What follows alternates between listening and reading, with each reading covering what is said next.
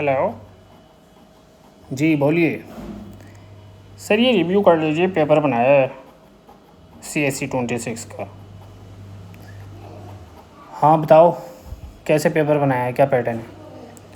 Sir जैसे यार भाई यार आ रहा है उसी तरीके से हमने पेपर बनाने का सोचा है, वैसे ही बनाया है। नहीं, ऐसे नहीं बनाना है। पॉलिटी कैसा पूछा है? पॉलिटी सही है कि जैसे DPSP हो गया, फंडामेंटल राइट्स हो गए, ड्यूटीज़ हो गए, parliament, high court, supreme court. नहीं नहीं, इस बार ऐसे नहीं करना है। पेपर ऐसा बनाओ इनका दिमाग ख़राब हो जाए एग्ज़ाम हॉल में देख के। बिल्कुल पॉलिटी को ऐसा रख दो जैसे GS4। एथिक्स डालो इसमें, टोटल एथिक्स। इन्हें समझ में तो आ जाए, बट इनके 5 मिनट एक क्वेश्चन में जानी चाहिए। ऐसे ऑप्शन रखना, ये खुश होंगे कि समझ आ गया, बट जब लास्ट में देखेंगे कि इसमें 5 मिनट गए तो फिर डिप्रेशन में जाएंगे, ये फिर दूसरा पढ़ेंगे क्वेश्चन, फिर ऐसे ही होगा। ऐसा पेपर में इनका दिमाग ख़राब हो जाए।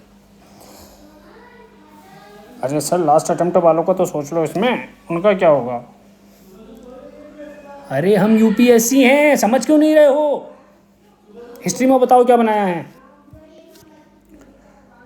सर ये हिस्ट्री में हमने बुद्धिज़्म, जैनिज़्म, मॉडर्न ज़्यादा पढ़ दिया है, इस तरीके से हमने जो है पेपर बनाया है। नहीं, ऐसे नहीं करना है। हिस्ट्री अब इस बार ऐसी आनी चाहिए कि इनकी नानी याद आ जाए हिस्ट्री सेक्शन देख के। बुद्धिज़्म, जैनिज़्म से ऐसे क्वेश्चन पूछने हैं कि ऑप्शनल वाले का भी दिमाग चकरा जाए। करंट बताओ, करंट कैसा पूछा है? सर करंट जैसे COP30 पूछा है, और फिनांस कमीशन पूछा है, 16 फिनांस कमीशन। नहीं, ये नहीं करना। सब पढ़ा हुआ होगा इनका, सब पढ़ के आएंगे ये। 1 साल का करंट अफेयर तो इनकी फिंगर टिप पे होगा। COP27 पूछो, 3 साल पहले का करंट अफेयर पूछो। अरे सर पूछने को तो हम कुछ भी पूछ लेंगे, कुछ भी बना देंगे, मगर हमने सोचा नॉलेज ही तो चेक करना है।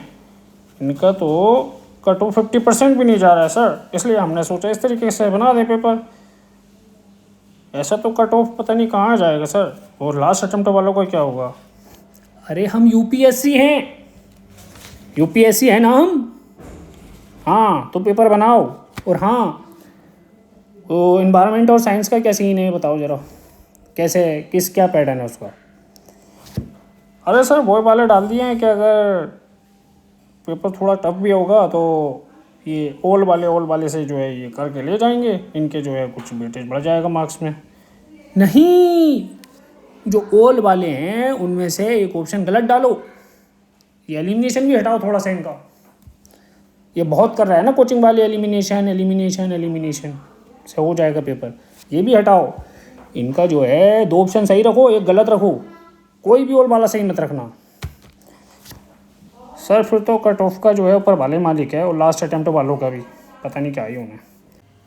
अच्छा सुसाइड कैसे बनाया है, ज़रा इसके बारे में बताओ थोड़ा। सोचा है कि सर जिस तरीके से पेपर आ रहा है वैसे ही बना दे, उससे थोड़ा इजी कर दे, क्योंकि पार्लियामेंट में भी बहुत उठ रहा है सुसाइड। नहीं, इसमें भी जो है थोड़ा इस तरीके से डालो कि लगे इन्हें एथिक्स पढ़ना है, और इसमें भी एथिक्स डालो, और क्वांट थोड़ा टफ करो। पेपर कहीं से भी नहीं लगना चाहिए कि हाँ मॉडरेट है, इजी है, ठीक है। तो आई होप आपको जो है चीज़ें समझ आ गई होंगी कि हाँ किस बारे में बात करने वाले हैं और क्या चल रहा है, क्या क्या है बच्चों के साथ UPSC ने। तो चीज़ें जो है और रिवील करने वालों हैं एज़ पर माई नॉलेज, तो वीडियो में एंड तक बने रहें। काफ़ी नॉलेज मिलेगा, काफ़ी चीज़ें जानने को मिलेंगी कि आखिर इस बार हुआ क्या है। तो दोस्तों, जिन भाइयों ने चैनल को सब्सक्राइब नहीं किया है प्लीज़ सब्सक्राइब करें, वीडियो को शेयर करें, लाइक करें, ज़्यादा से ज़्यादा शेयर करें, ताकि ये जो मोटिव हमारा ये कंप्लीट हो कि एग्ज़ाम होना चाहिए, क्योंकि ये अनफेयर कंडीशन, अनफेयर थिंग हुई है बच्चों के साथ। तो क्या है, जो UPSC पेपर कंडक्ट करा रही है इतने सालों से, और जो इनका पेपर आ रहा है, तो अभी सीन ये चल रहा है दोस्तों कि जो कट ऑफ है इनका वो 90 के आसपास ही रहता है। मीन्स 100 नंबर भी मोस्टली ज़्यादातर बच्चों के नहीं आ पा रहे हैं, जिसकी वजह से कट ऑफ इतना नीचे जा रहा है। मीन्स बात क्या है, बात यही है दोस्तों के 250 नंबर का टोटल पेपर होता है GS1 का, उसमें 100 के आसपास आ रहे हैं, जिसकी वजह से कट ऑफ नीचे जा रहा है। ऑलमोस्ट जो है जनरल का कट ऑफ 90 के आसपास जा रहा है। तो दोस्तों मतलब क्या है कि पेपर बेग बन रहा है, पेपर टफ बन रहा है, जिसकी वजह से जो है बच्चे ज़्यादा मार्क्स नहीं ला पा रहे हैं पेपर में, जिसकी वजह से कट ऑफ नीचे जा रहा है। मीन्स 250 नंबर का टोटल पेपर और 90 के आसपास कट ऑफ, तो आप देख रहे हैं ना कितना बड़ा डिफरेंस है। तो ज़रूरी नहीं है कि पेपर को बेग बनाया जाए, पेपर की टफनेस बढ़ाई जाए। यहाँ नीड है पेपर को थोड़ा मॉडरेट किया जाए, क्योंकि अगर 50% से भी ऊपर नहीं जा रहा है कट ऑफ, तो इसका मतलब UPSC क्या ही साबित करने चाह रही है। तो बात यही है दोस्तों कि अगर 250 का 250 मार्क्स का 80-90% बच्चे मार्क्स ला रहे होते GS1 में, तो जाके जो है UPSC को ये बनता था, और UPSC का ये हक भी था कि हाँ पेपर को टफ़ किया जाए, पेपर को बेग बनाया जाए, पेपर को थोड़ी टफनेस की तरफ लिया जाए।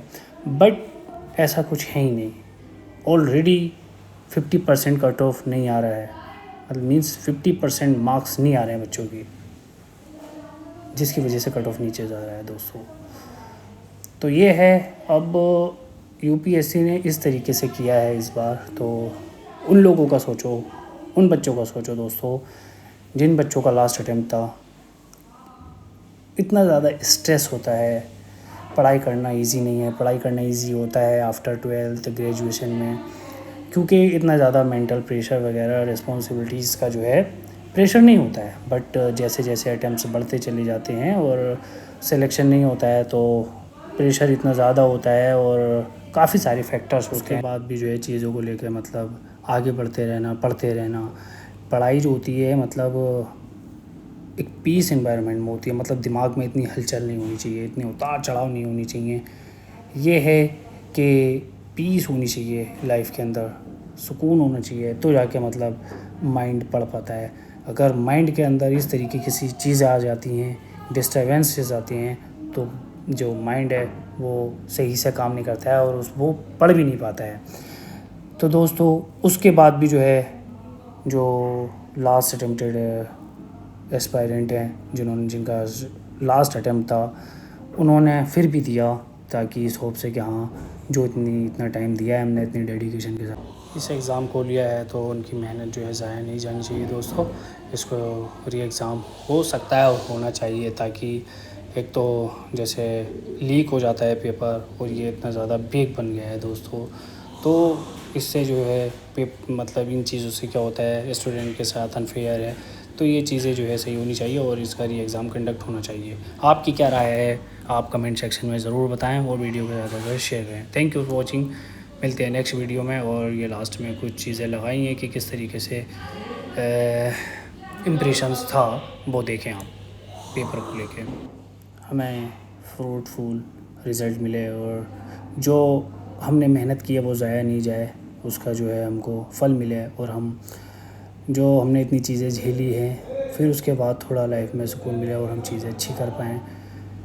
तो यही है दोस्तों कि ज़्यादा से ज़्यादा इसको वीडियो को शेयर करें, लाइक करें, ताकि जो है ये री एग्ज़ाम हो सके। री एग्ज़ाम होना चाहिए, क्योंकि जिनका लास्ट अटेम्प्ट था उनकी तो लाइफ जो है बर्बाद हो जाएगी दोस्तों। तो इस तरीके से चीज़ें होना सही नहीं है और ये री एग्ज़ाम होना चाहिए, एक उनको मौका मिलना चाहिए, क्योंकि पेपर जो है इतना इजी नहीं बन रहा था पहले से ही, क्योंकि कट ऑफ आप देख रहे हैं 50% भी नहीं जा रहा है, तो जिसकी वजह से जो है पेपर को इतना बेग बनाना कोई नीड नहीं है, ना ही मैंडेटरी है।